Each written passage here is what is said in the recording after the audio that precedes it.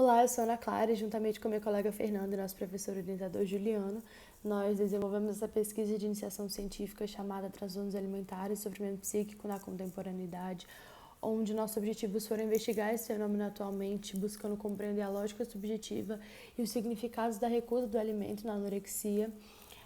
O que norteou nossa investigação foi a concepção lacaniana de sintoma como uma mensagem endereçada ao outro, ao grande outro. E para isso a gente fez uma entrevista com uma jovem mulher diagnosticada com anorexia, onde a gente vai chamar ela aqui de Jota, e a gente se utilizou da metodologia de análise do discurso de Orlandi. E a partir dessa análise a gente divide então nossos resultados em dois eixos temáticos, e o primeiro deles é sobre a função subjetivante do significante anorexia, que eu vou falar um pouco aqui. Bom, no começo da entrevista, assim que a gente pede que a Jota fale um pouco sobre sua experiência, ela já começa falando da dificuldade em aceitar o diagnóstico, porque ela não era ela que provocava, né, a anorexia. Em suas próprias palavras, era algo de fora. Esse algo de fora para a Jota, ele é parte de uma história anterior à sua, já anunciada pela sua mãe e pela sua avó, ambas também diagnosticadas com anorexia em algum momento de suas vidas. E assim, a mãe, desde a infância de Jota, impunha à filha um corpo magro, fazendo ela comer em pratos rasos, repreendendo a menina quando ela engordava, chegando até a colocar remédios escondidos para emagrecer na comida dela.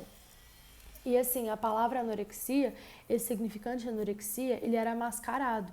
A mãe regulava o aparecimento dessa palavra, não podendo permitir que outras pessoas soubessem o que acontecia com a filha. Então a gente tem um paradoxo, porque ao mesmo tempo que esse significante ele não pode aparecer, ele organiza toda a dinâmica familiar dentro da casa.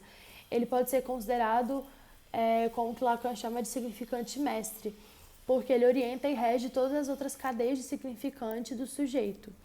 Em certo momento, a Jota diz: eu nunca escutei um eu te amo da minha mãe. Acho que se eu tivesse ganhado um eu te amo da minha mãe, eu estaria morta.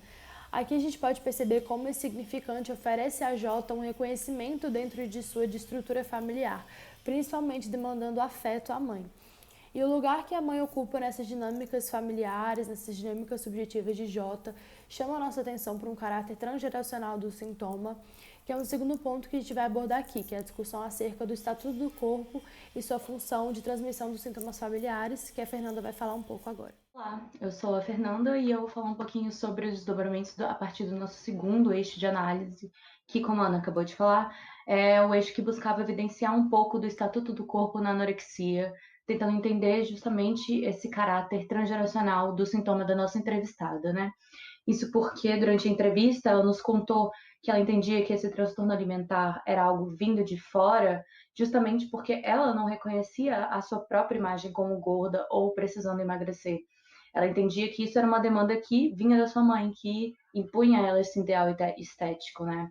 Então, a partir do espelho, ela reconhecia o seu corpo como um corpo magro, mas a partir do olhar da mãe, se presentificava o dever de emagrecer cada vez mais e era alimentada essa noção de que era a sua própria percepção corporal que estava distorcida. E a mãe, por sua vez, também tinha um transtorno alimentar, e a avó também tinha um transtorno alimentar. Se a gente for pensar aí nos três registros lacanianos, real, simbólico e imaginário, nós podemos pensar que há um único corpo simbólico que está transpassando três gerações dessa família, né? Mãe, filha, filha, mãe e avó. Então, por isso que a gente pode perceber que há um padrão de compulsão à repetição, porque o sintoma ele vai tentar trazer à tona algo anterior à história de Jota, algo que a mãe e a avó não elaboraram. E isso vai se presentificando esse núcleo não simbolizado, né, na história da família, através das gerações, como o próprio sintoma. E isso nos leva a considerar, né, e a concluir que o corpo anoréxico ele vai se caracterizar justamente por ser um corpo que vai resistir à simbolização, mas sem cessar de tentar se inscrever, né, através do seu sintoma. Em outras palavras, o corpo anoréxico ele é a memória do que foi recalcado e o sintoma ele vai atuar como uma lembrança de algo que foi esquecido ali. E a demanda anoréxica, né, pensada a partir desse caso, ela vai se orientar através dessa tentativa do sujeito de indicar ao outro aquilo do que se trata a sua recusa alimentar, né? Não se trata de não há uma fome, se trata de não é o alimento que será o suficiente para tamponar isso que me falta, uma fome que não é de alimento, mas sim uma fome de amor.